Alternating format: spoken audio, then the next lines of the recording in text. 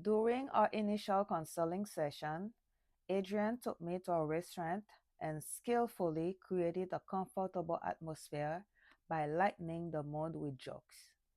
Gradually, he encouraged me to open up and share what was truly troubling me. Being vulnerable had always been challenging, so I struggled to find the right starting point. Thankfully, with Adrian's guidance, I managed to navigate through my hesitations and began by addressing my childhood trauma. Recognizing my difficulty, Adrian suggesting meeting again in approximately 2 weeks to continue the process. However, when the time came for me to disclose the detail of my encounter with the individual from the embassy, I completely broke down. I hadn't realized how much that incident affected me until that moment. Adding to my emotional turmoil, a man had recently called the office, and his voice, coupled with the confirmation of his name, sent me into a state of near fainting. I constantly fear encountering him again, wondering if he would arrive at the office. The paranoia consumed me, and I even rushed to the bathroom after transferring the call to my boss, Mr. Fritz. This passage I just read you is from my book, The Beast Inside of Me. It's my weapon to freedom. It's a book full with, it's not for the faint heart. It's trauma is for someone who have encountered trauma in their life and have really reached their true freedom. So in my life, my childhood, I had a lot of trauma, a lot of sexual abuse, addiction, and things that happened to me that even carry me through my adulthood, where I end up, being like sexually active. My sexuality was my addiction. I never did drugs. I smoked while I was in high school. It wasn't weed. I just smoked cigarette a few times while I was in high school. I had to stop because of my asthma. It almost killed me. So I never had any addiction beside sex and coffee. So now I stick with my coffee. Thank God I'm delivered. And that's why I want you guys to read this book. This is for somebody who has dealt with a lot of trauma. And as you're gonna say, I had to go to counseling. I didn't even know what counseling was at the time, what therapy was at the time. Someone at my job offered to, do the counseling with me because they were a previous counselor, and I accepted it, and that helped me, but that didn't really help me completely, because as you are going to a therapy session, you also have to be willing to accept, you know to be vulnerable, and also to accept that you're gonna be hurt again, and then in order for you to be free. I was still holding back while I was disclosing, what was happening, and I was still a little bit stubborn about getting like free, being free, because I thought that there was no way I would have been like free. So it took me years, and in this book you'll see how long it took me to really unleash, and get my true freedom from all this sexual addiction and everything. And I believe this is not only for people who have sexual addiction. If you had any trauma that led you to some type of addiction, I believe there is freedom. And true freedom is when you can tell your story in front of anybody, allowing people to know your past, and you know that they like you or not, this is still your story. This is still the truth. It's not about hiding the past, it's not about faking it until you make it. True freedom is when you can tell fully who you are, who you have been, and now you can say, I'm no longer this person, but yes, this thing did happen to me. They do not define who I am now, but yes, they did happen, and you can face them, you can talk about them, you can disclose them to others, and help others also to heal, because you cannot say that you are completely healed or free if every time you talk about the subject You are getting mad, you're getting irritated, it takes you into a state of mind that you don't want to, connect, like you shut down. If you feel like that every time you memorize, you have the memory of your past or whatever had happened to you, it means that you are not completely free, you are not completely healed. Yes, you're gonna have some type of triggers. There might be something, there's still gonna be something that might leave you a trigger. It's like PTSD. Some people, they have really high state of PTSD, and some people, they might just have triggers. You're gonna have some type of trigger. Like me, my most of my big trigger is like, I cannot watch like movies where somebody have been like sexually abused, being like beating down and hurt like that. It just trigger me. So I just try to stay away from them, but I can still talk about my experience, what happened to me, without having any hatred from anybody, for anybody, without, feeling ashamed of myself, without even like feeling like, oh, I want to hide this so they can like me, trying to be somebody that I am not. No, that's why I wrote my book. So to me, I believe true freedom and true healing is when you can tell your story to anyone at any moment. You have nothing to hide.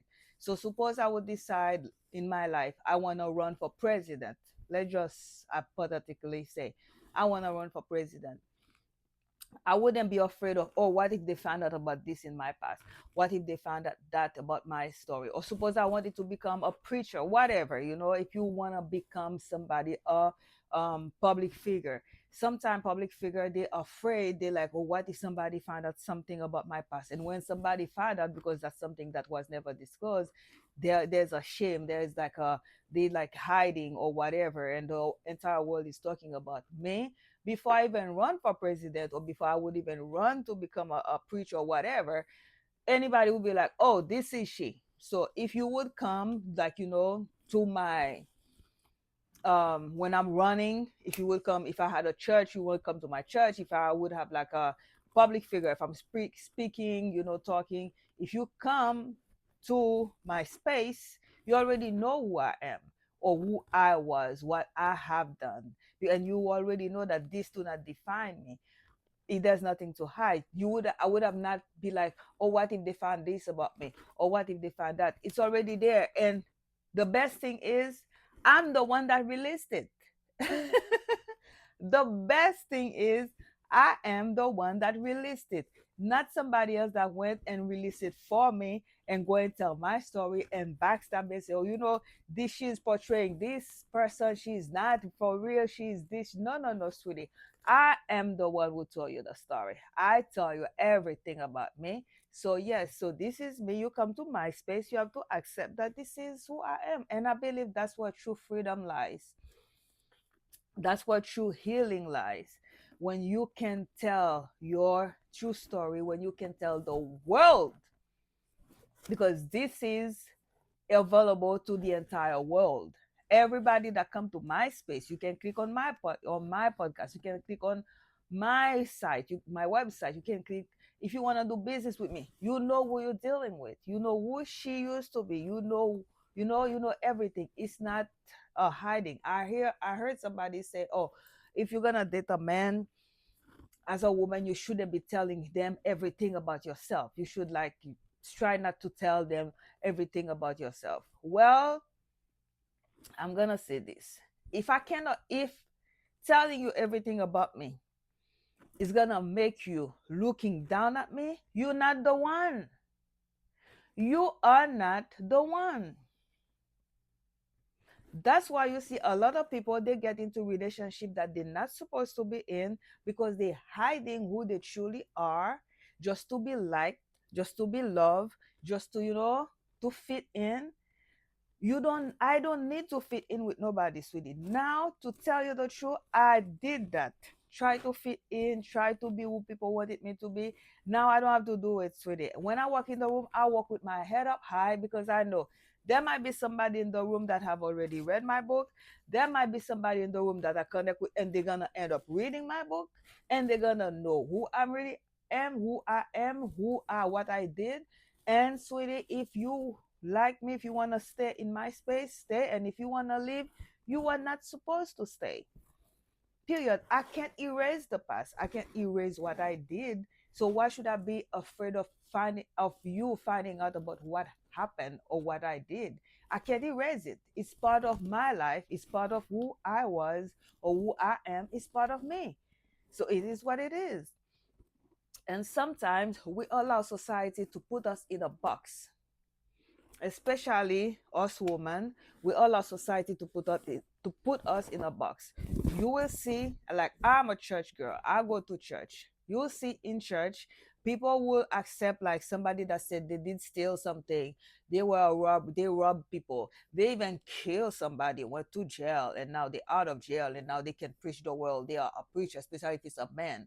Oh, they are men of God now. They did this, that was in the past, but now they can come. People will invite them to their big platform for them to give their testimony. How they used to do drugs, how they used to sell drugs, how they used to kill people, how they even murder somebody, how they pull guns, shot. I listen. I'm somebody that I read a lot and I listen to podcasts a lot.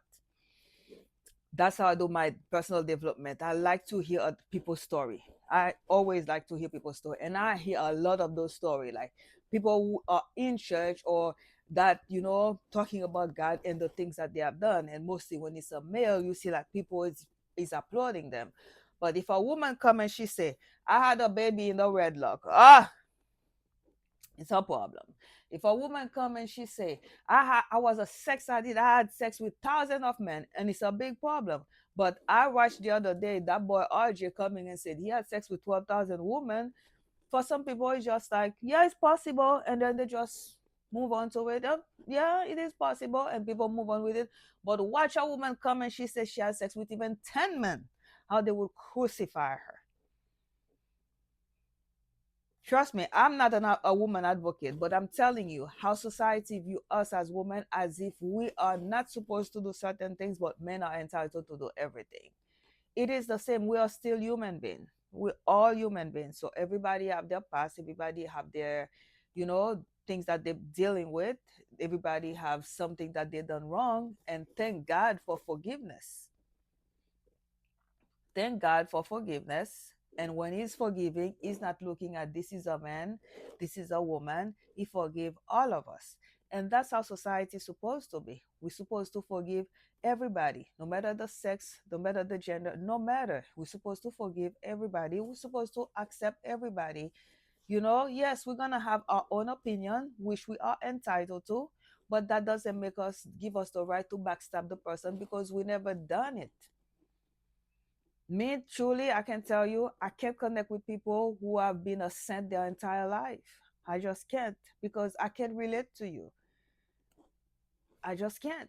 If you have not walked into like some tough times in your life, if you don't have something a story that you can tell me that will make me be like pause and just be like, let me listen to this, I just can't connect with you. If you have been a saint, you married, you were a virgin, or you was your high school sweetheart, we can be, it's not gonna work. Because when you're gonna find out about me, trust me, you're gonna criticize me. There's no way you're not gonna criticize me. How we gonna connect? I'm not saying that I don't talk about my past anymore. I don't talk about it. But of course, when you look at me, and I'm gonna tell you, it is so true that I have a friend of mine. I believe she married her high school sweetheart. Yeah, because when I met her, she was already married, but I believe like he was like her first or second. That's like her first love or whatever, or second, I believe. But she didn't have like that many men in her life. And when I launched my book in 2023, and I was sending the link to everybody, she didn't order it. She read the back, she read the biography about it. And I met with her, I believe 2024 or something. We met and I was telling, we were talking, and I mentioned to her, I said, "Oh, did you order the book?" And things like that. She said, "Well, Natasha, I'm gonna tell you the truth. I didn't order your book because I read the resume, and she said, I don't want to know about you and ending up not liking you anymore." I'm like, what? So you mean if you know about my past, you ain't gonna love me like your friend anymore? She said, yes, I don't wanna know things that I didn't know about you because I don't wanna end up not wanting to be your friend anymore. And guess what? She didn't order the book. I'm pretty sure she had never ordered the book, but um last year for some reason I started to disconnect with her. I couldn't connect with her anymore, and I just stopped talking to her. Not because she ordered my book. Listen, this is $20. By the time I pay everybody everything, whatever, the little, you know, penny I get from it is not nothing. But truly, if you read my book, you see one thing I did put in my story is, if you can't accept my past, you can be in my present and you cannot walk with me in the future. And when I put this statement in the book, that's something that came truly deeply in my heart. I didn't know at the time that truly I would reach a point where there is no way I could connect with people who couldn't like be vulnerable or authentic, who couldn't accept, my authenticity, my vulnerability, or who couldn't accept me for what happened to me, because you're gonna judge me from my past, and you're gonna judge me so hard that you can't even look at me and be my friend. Guess what? We were not supposed to be friends in the first place. Or let's so just say our friendship has reached its expiration date. And I'm okay with that. And I hope that you're okay with that. That's it. That's all.